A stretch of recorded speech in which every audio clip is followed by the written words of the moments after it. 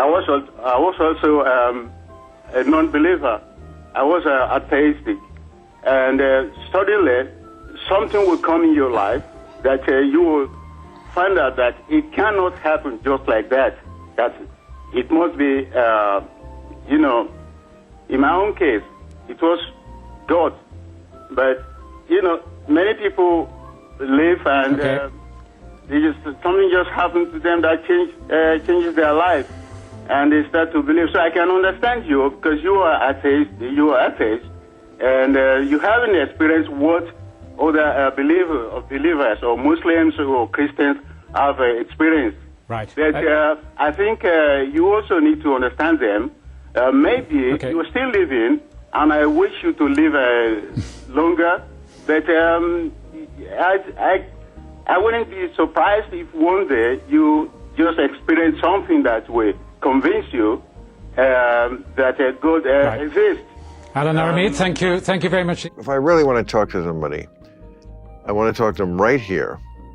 Smoking pot, drinking, breaking down whatever barriers. So I'm going to try to get you very fucked up. I know you taught at Berkeley in the 60s. I never did. Weed? No, never. Even in the Berkeley in the 60s? I was never even offered it, actually. Whoa, you know what? There's no time like the present. No, I'm not in public, not in... I see. Well... Are you fucking crazy? And what about a drink? No, thanks. No? I got water now. You don't drink either? I do drink, but only with food. Oh. I'm the opposite, because food is a buzzkill. Okay. You know what I mean? Yeah. Food kind of like absorbs the high. Or kills it. Yes, okay. I mean, whenever I eat, it's always like when the fun is over. Have we started, by the way? What? Have we started? Oh, yes. Yeah. Okay, fine. I'm sorry. Sorry. I know. Science doesn't advance the human condition in any moralistic way, and Jesus did. See, my thesis is that if everybody followed the teachings of Jesus Christ... The idea that I am this separate biological entity is temporal and spatial and an animalistic interpretation of a narrow strata of reality, which can never really be measured because we don't have the instruments. We don't have the bandwidth, but we can intuit it, in fact. But we sense it. And if we allow science to encroach continually upon that territory, what will happen is that this materialism, your fortitude, for your willingness to endure, I imagine, many difficult and challenging conversations, and it must have been incredibly difficult to create the body of work that you've created.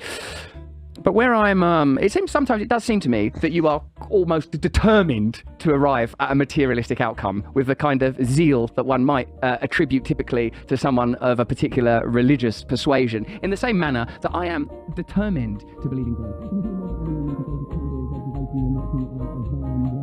Across a trellis, that it appears to be moving to the warmth, that there is, and as you say, these patterns only appear to be like intelligence, but I feel that is a matter of perspective. And the opening to chapter 2 in your book as a joke, I read it as a profoundly anti-Semitic passage. Anti-Semitic? Yes. What a ridiculous thing to say. Shall I read it again, Please Richard? do.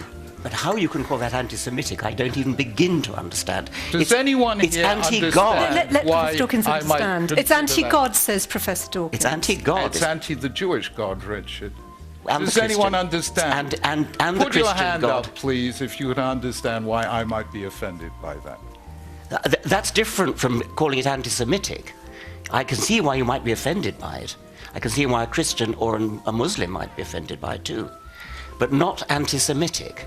Well, we disagreed about, I was surprised to hear you say you thought that the herd immunity thing didn't work. I think that's just... I never mentioned herd immunity. No, well, I did, and then I thought you said the argument for herd immunity was not important. The idea that provided enough people get vaccinated, then the epidemic has nowhere to go.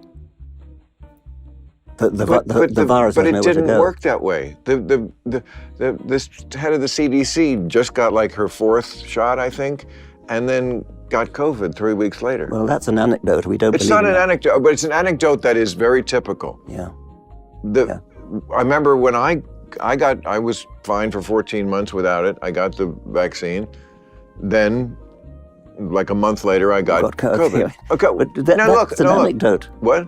It's just an anecdote. Okay, but I'm getting to a point. Yeah. If we are the product of this universe, if we have naturally evolved in this way, then why is it that we don't feel that it's right? We feel that it's wrong. There's death and we reject it and we think it's wrong.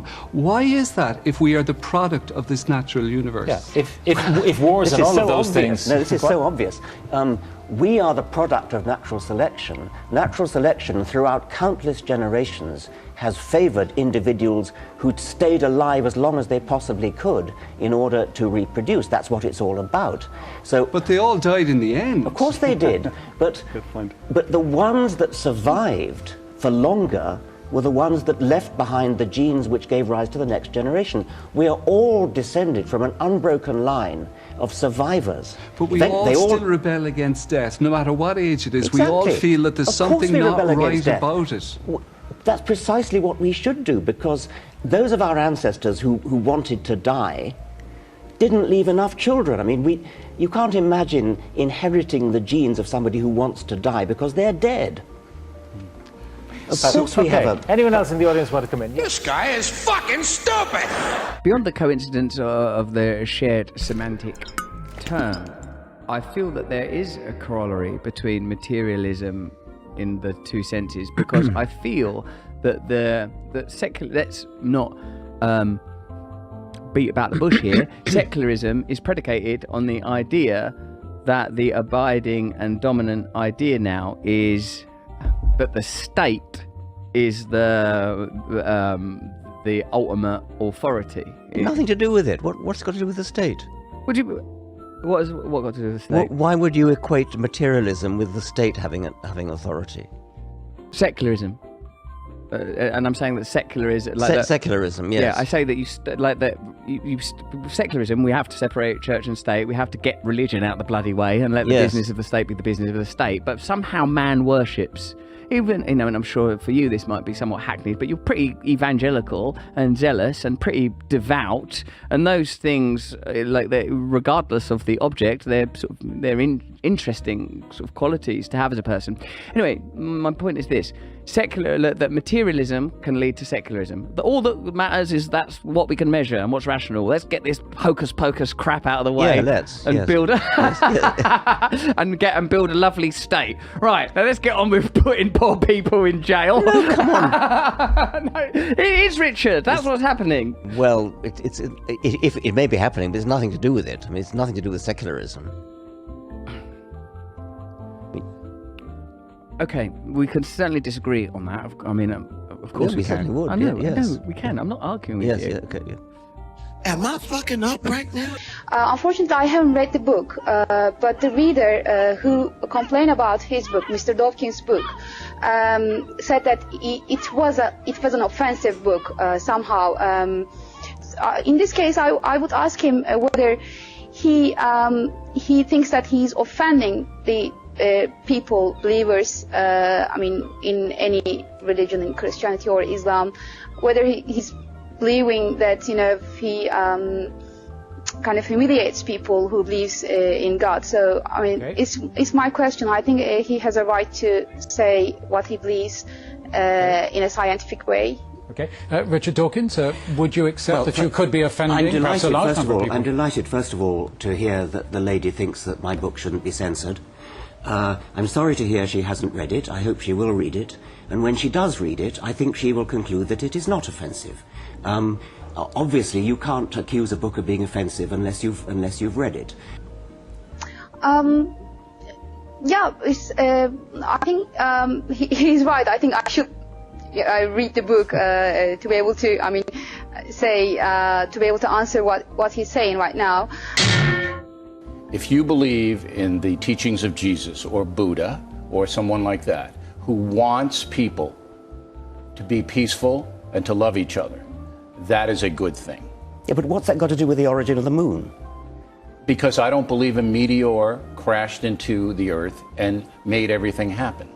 My question is, what is the understanding, for want of a better word, that we used to seek through religion, and many now do so through science, is actually an experience and not an idea or a concept? I don't know what that means. An experience and not an idea or a concept. Can you just explain a little more briefly? David Whitten? Sorry? Can you just explain that a little bit more, expand on that a little bit more? Professor, I assume you'd agree that religion and science is looking for some kind of understanding or explanation of the world.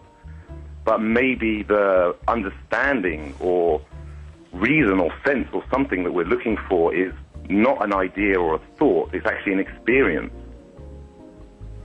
Well, I have to say again, I'm not sure what that would look like. I seek to understand. I seek to get a picture for why we're here. Of course, we all experience life all the time. We have different thoughts and ideas, and when we look inside ourselves, we can see how the thought process and the process of ideas and conceptuality actually work. But maybe those things internally aren't good enough for grasping what maybe life is, and like I say again, for actually experiencing maybe accurately what it is. I have nothing to say.